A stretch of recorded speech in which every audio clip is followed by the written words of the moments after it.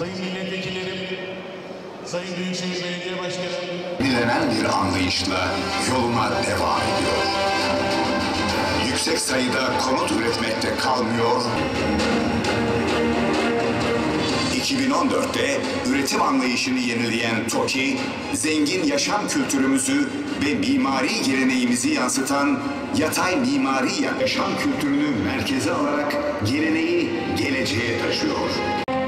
Önce insan anlayışıyla çalışan TOKİ, deprem riski, göç, yerleşme dokusu ve yaşam kalitesini dikkate alarak gelecek nesillere güvenli yarınlar hazırlıyor. Tüm projelerinde olduğu gibi kentsel dönüşüm projelerinde de yeşillendirme ve ağaçlandırma prensibinden taviz vermiyor.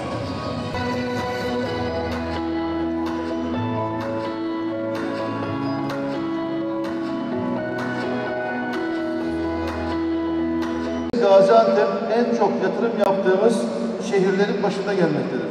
Bu proje kapsamında 8,5 milyon metrekare alan üzerinde yaklaşık 200 bin kişi ikamet edeceği 40 ila 50 bin konutluk yeni bir şehir planladık. Bu proje Gaziantep ve bölgeye artı değer katacak olup yeni bir cazibe merkezi oluşturacak ve aynı zamanda buna inanarak söylüyorum, Gaziantep'in geleceğine, bölgenin geleceğine ve ülkenin geleceğine de değer katacak çok önemli bir proje olarak bizim şehircilik tarihimize geçecek bir projedir Kuzey Antep projesi. Şunu arz etmek isterim. Demin değerli belediye başkanlarımız ve vekillerimizle de görüştüğümüzde artık Gaziantep ikinci bir merkezi oluyor. Kuzeyşehir kendi içerisinde ihtiyaçlarını karşılayan bir toplu konut bölgesi değil, yeni bir şehir, yeni bir yaşam alanıdır ve inşallah çok kıymetli, değerli bir yaşam alanı olacaktır. Toplumun her kesimine yönelik kaliteli konutların üretileceği bu proje kapsamında enerji verimliliği ile ekolojik hassasiyetler de göz önünde bulundurulacaktır. Değerli konuklar, sürdürülebilir planlı çevre kalitesini, yapı kalitesini, verimliliği ve sonuçta insanın yaşam kalitesini artıracak. Bu projeler aynı zamanda şehirlerin tarihi, kültürü ve doğal çevresinde titizlikle koruyarak ve geliştirerek sürdürecektir. Toplu konut idaresi olarak bu konuda büyük bir azim ve çaba içerisindeyiz. Yurt genelinde eşit bir yaklaşımla vatandaş ve kamunun menfaatini koruyan projeler geliştirmekteyiz. Toplu konut idaresi olarak şimdiye kadar Gaziantep il genelinde toplamda 20.813 konut uygulaması başlattık. Bu konutların 15.306'sını tamamlayıp hak sahiplerine teslim ettik. Şu anda Gaziantep genelinde inşası devam eden Kuzeyşehir ve diğer ilçelerde 5.507 konutun da inşası yapımı devam etmektedir. Değerli konuklar, bugün huzurlarınızda Kuzeyşehir ikinci etap konut projesi kapsamında 744 konutun kura çekimi gerçekleştirilecektir. Bu konutların 299 adedi 94-99 metrekare 2 artı bir konutlar, 176 adedi 120-168 metrekare 3 artı bir konutlar, 274 adedi de 184-210 metrekare 4 artı bir konutlardır. Bu konutlar arz edilmiş tarafınıza ve vatandaşlarımız tarafından büyük ilgi görmüş ve 744 konut için toplam 14.378 geçerli başvuru olmuştur.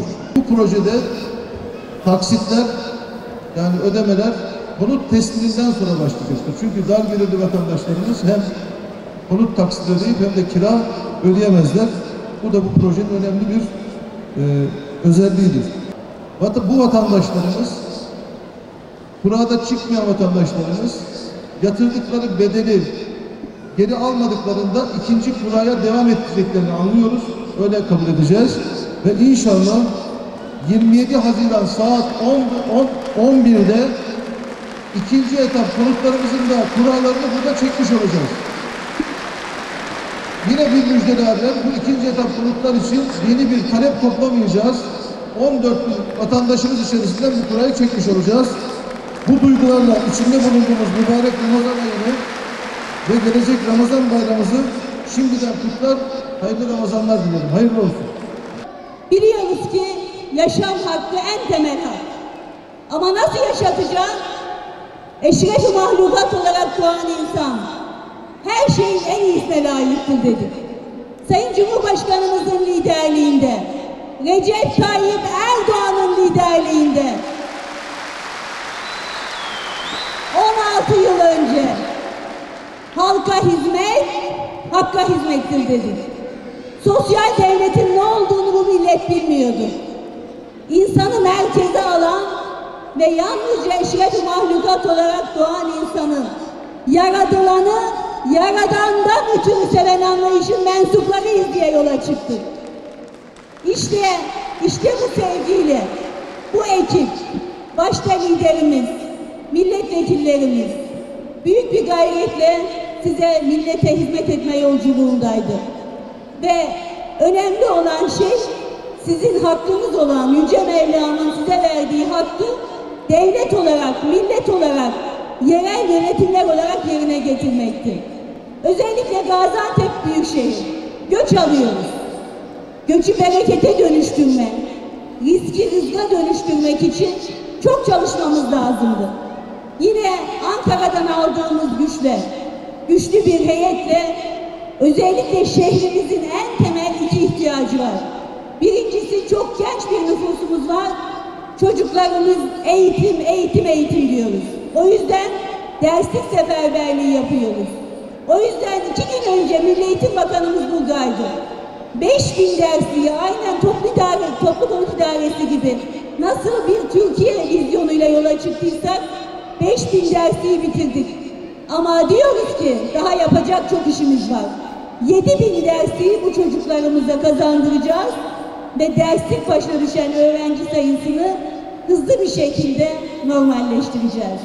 Ama bu şehirde yaşayan bir kardeşimiz olarak ikinci en temel yapılması gereken şey konut dedik. Yusuf Adıyaman, Rabia Bozkurt, Hasan Karakurt, Yeter Cücük, Rıfat Oruç Tutan ve Ali Demir.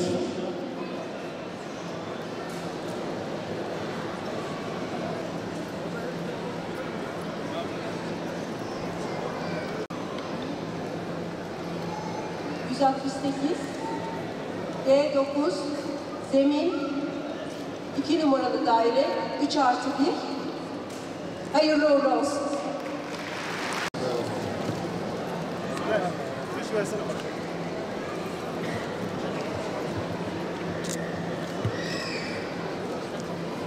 C25 zemin 4 nolu daire 3+1 daire. Hayırlı olsun. 45 C25 zemin 3+1 160 de. Hayırlı uğurlu olsun. Allah güle güle oturma nasip etsin.